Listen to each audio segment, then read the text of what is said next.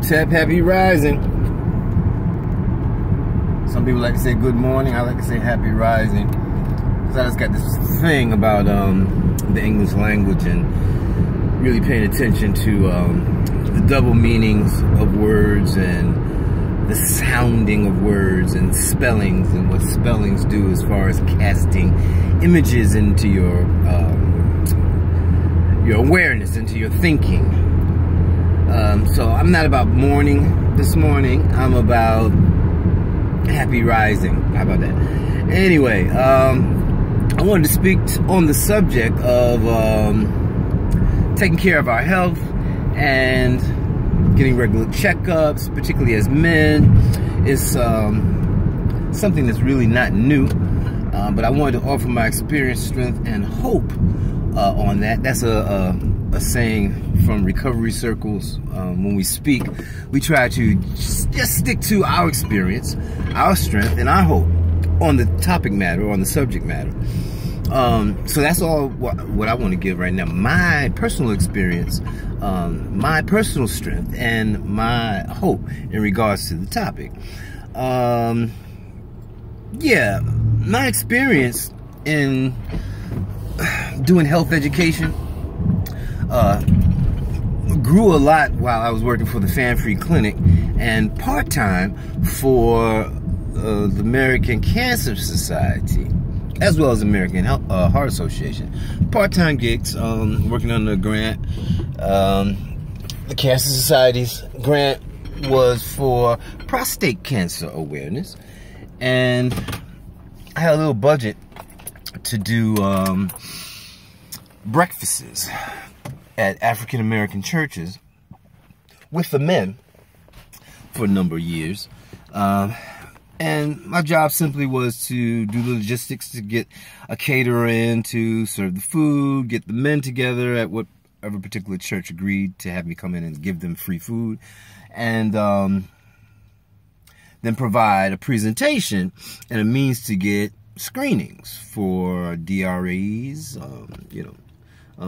cover the controversy around digital rectal exams, and going from there.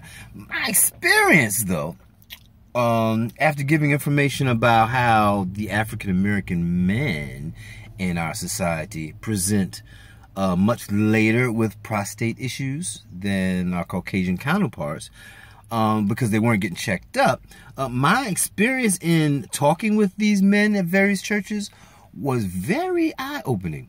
I found out that at most churches, men did not know about other men dealing with prostate cancer.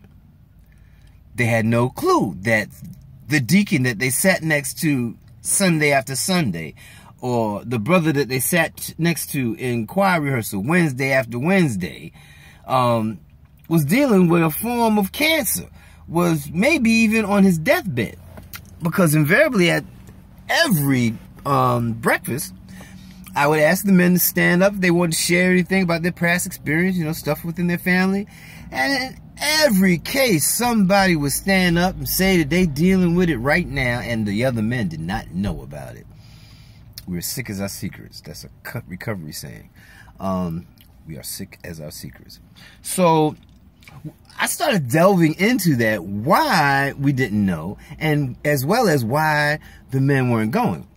This is what I got from older men. Older men were saying things like, man, I don't trust no doctors. Man, I'm not going to where I know they killed my father, or where I know they injected so-and-so with some type of experimental whatever.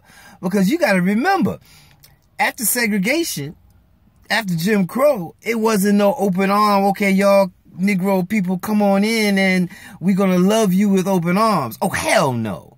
You know what it was? It was, yeah, you gotta go to the doctor. Y'all sit over there in the corner. We will get to you when we get to you.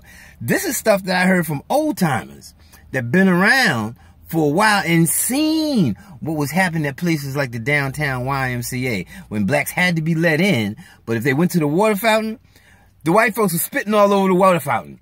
Yeah, and there was still brothers there today that remember that type of stuff, man.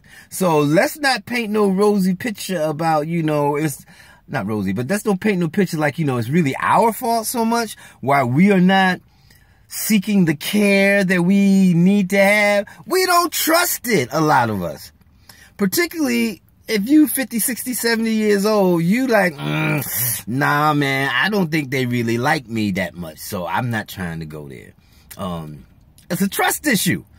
It's different factors playing in this, so we got to give each other a little slack. We got to understand where our people are coming from.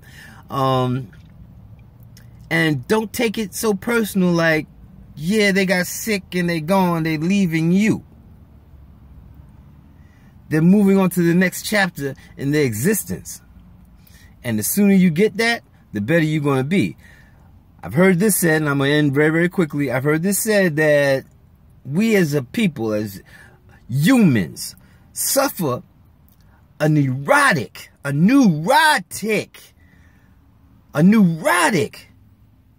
response to the concept of death. Neurotic. We come up with ways and means to make it okay in our head to deal with this seemingly unexplainable event. It appears that everybody has to go this way. And when our loved ones go, yeah, we grieving because we love them, but we're also grieving on a subconscious level because we know we may have to go that way too, and we don't really understand or know where the hell or heaven or whatever we are going. You can delude yourself or persuade yourself or cause yourself to believe that, yes, there is a place called heaven or hell. There's another dimension. But as far as I know, we do not have definitive proof on the matter. We can go to the Institute of Noetic Sciences and get a little more understanding about what happens to this ethereal spiritual thing that leaves the body once we are departed or deceased from existence the way we know it. But we have no definitive proof other than ancient writings, some of which are more ancient than others. That's a tip right there.